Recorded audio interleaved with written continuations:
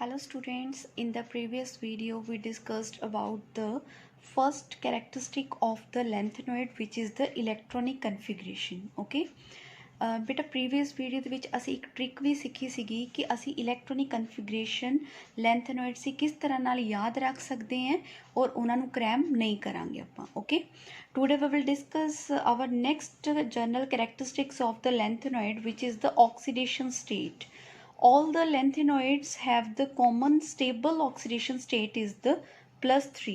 ਜਿੰਨੀਆਂ ਵੀ ਸਾਡੇ ਕੋਲ ਲੈਂਥਨੋਇਡਸ ਹੈਗੀਆਂ ਨੇ ਉਹਨਾਂ ਦੀ ਜਿਹੜੀ ਮੇਨ ਸਟੇਬਲ ਕਨਫੀਗਰੇਸ਼ਨ ਹੈਗੀ ਆ ਆਕਸੀਡੇਸ਼ਨ ਸਟੇਟ ਹੈ that is the +3.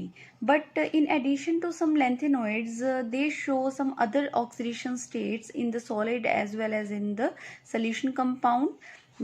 बेटा अगर ਅਸੀਂ देखिए कि ਇਹ ਸਟੇਬਲ ਕਨਫੀਗਰੇਸ਼ਨ +3 ਤੋਂ ਇਲਾਵਾ ਕਿਉਂ ਸ਼ੋ ਕਰਦੇ ਨੇ ਜਿਸ ਤਰ੍ਹਾਂ +2 ਔਰ +4 ਆਕਸੀਡੇਸ਼ਨ ਸਟੇਟ ਸ਼ੋ ਕਰਦੇ ਨੇ ਉਹ ਕਿਉਂ ਉਹਦਾ ਰੀਜ਼ਨ ਕੀ ਹੈਗਾ ਵਾ ਕਿਉਂਕਿ ਉਹਨਾਂ ਨੇ ਆਪਣੀ ਸਟੇਬਲ ਕਨਫੀਗਰੇਸ਼ਨ ਅਟੇਨ ਕਰਨੀ ਹੈ.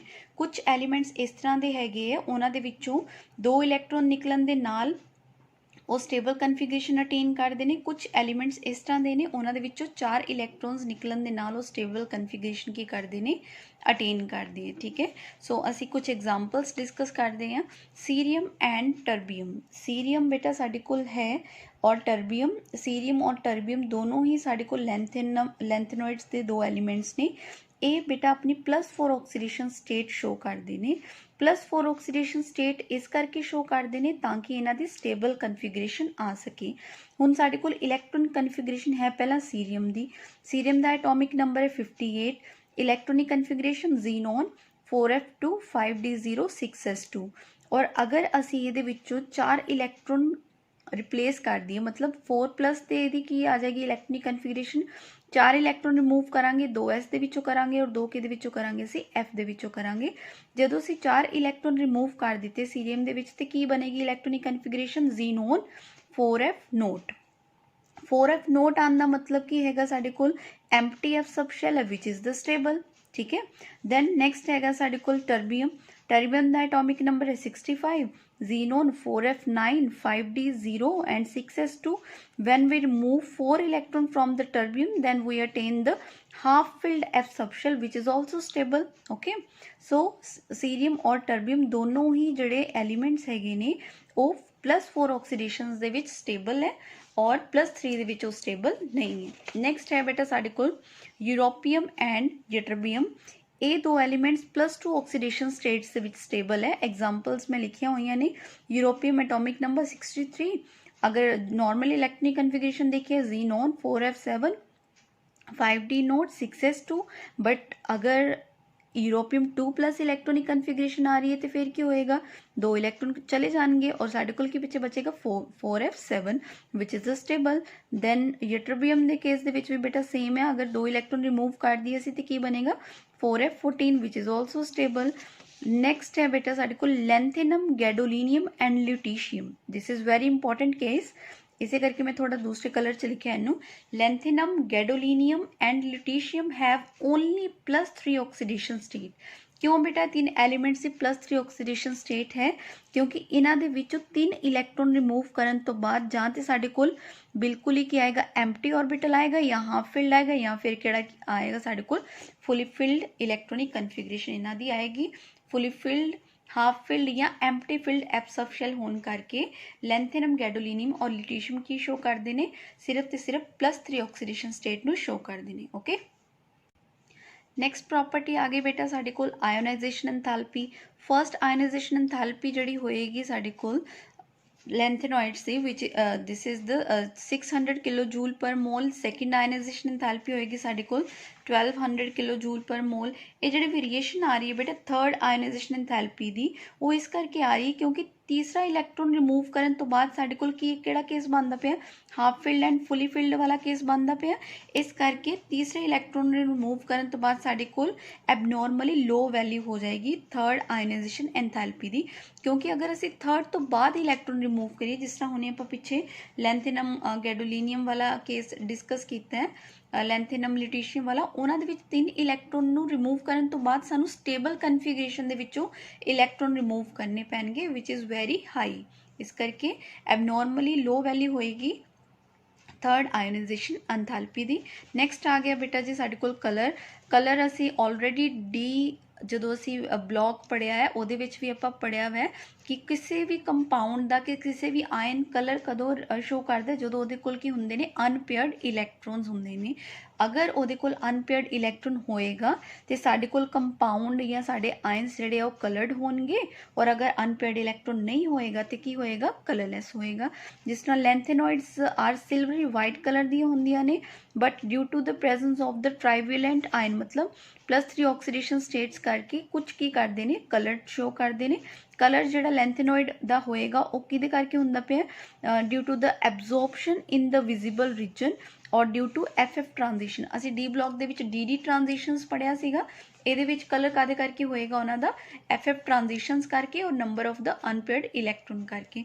ਲੈਂਥेनम ਔਰ ਲਿਊਟੀਸ਼ੀਅਮ ਦੋਨਾਂ ਦੇ ਆਇਨ ਜਿਹੜੇ ਆ ਉਹ ਕੀ ਹੈਗੇ ਸਾਡੇ ਕੋਲ ਕਲਰਲੈਸ ਹੈ ਕਿਉਂਕਿ ਇਹਨਾਂ ਦੇ ਵਿੱਚ 3 ਇਲੈਕਟ੍ਰੋਨ ਖਤਮ ਕਰਨ ਤੋਂ ਬਾਅਦ ਸਾਡੇ ਕੋਲ ਕੀ ਬਣਦਾ ਐਮਪਟੀ ਫਿਲਡ f ऑर्बिटल ਔਰ ਫੁੱਲੀ ਫਿਲਡ f ऑर्बिटल ਹੈ। ਇਸ ਕਰਕੇ ਇਹ ਦੋਨੋਂ ਆਇਨਸ ਕੀ ਹੋਣਗੇ ਸਾਡੇ ਕੋਲ ਕਲਰਲੈਸ ਹੋਣਗੇ। ਅਗਰ ਅਸੀਂ ਇਸ ਤੋਂ ਬਾਅਦ ਦੇਖੀਏ प्रोमीथियम थूलियम या फिर अगर असी देखिए टर्बियम 3+ आयन इन्हां दे विच की हैगे साडे कोल पेयर्ड इलैक्ट्रॉन्स नहीं है कुछ अनपेयर्ड इलैक्ट्रॉन्स है। जिस तरह 4f इलैक्ट्रॉन देखिए अगर असी प्रोमीथियम दे विच देखिए तो कितने इलैक्ट्रॉन है 2।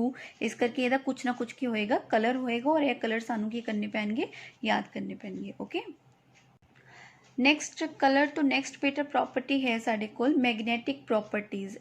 ਇਹ ਵੀ ਬੇਟਾ ਮੈਗਨੈਟਿਕ ਪ੍ਰੋਪਰਟੀਜ਼ ਵੀ ਅਸੀਂ ਬੜੇ ਚੰਗੇ ਤਰ੍ਹਾਂ ਦੇ ਨਾਲ ਪੜ੍ਹੀ ਸੀਗੀ ਡੀ ਬਲੌਕ ਦੇ ਵਿੱਚ। ਇਹਦੇ ਵਿੱਚ ਵੀ ਬੇਟਾ ਕੀ ਹੋਏਗਾ ਕੋਈ ਵੀ ਜਿਹੜੇ ਸਾਡੇ ਕੋਲ ਆਇਨਸ ਹੈ ਜਿਨ੍ਹਾਂ ਦੇ ਕੋਲ ਪੇਅਰਡ ਇਲੈਕਟ੍ਰੋਨਸ ਹੋਣਗੇ ਉਹ ਕੀ ਹੋਏਗਾ ਸਾਡੇ ਕੋਲ ਡਾਇਮੈਗਨੈਟਿਕ ਹੋਏਗਾ। ਅਗਰ ਕੰਪਾਊਂਡ ਦੇ ਕੋਲ ਅਨਪੇਅਰਡ ਇਲੈਕਟ੍ਰੋਨ ਹੋਏਗਾ ਤੇ ਉਹ ਕੀ ਹੋਏਗਾ ਸਾਡੇ ਕੋਲ ਪੈਰਾਮੈਗਨੈਟਿਕ ਹੋਏਗਾ ਜੋ ਅਸੀਂ ਪਿੱਛੇ ਪੜ੍ਹ ਕੇ ਆਏ ਹਾਂ।